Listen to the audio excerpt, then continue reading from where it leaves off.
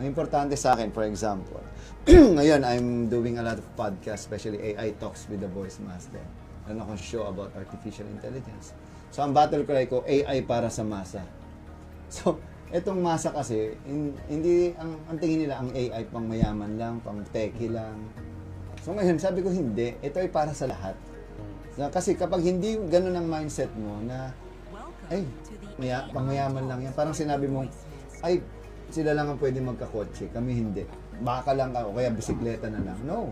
You have the opportunity to use Lamborghini now.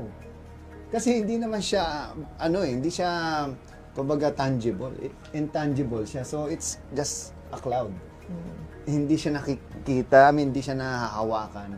Pero, something na everyone can use. Unlike before, in history, ngayon lang nangyari na nagkaroon ng oportunidad na magkaroon ng level, kumbaga magkaroon ng oportunidad ang lahat ng tao na hindi na usapin kung anong pinag-aralan mo, saan ka nag-aral, mayaman ka ba o mahirap ka.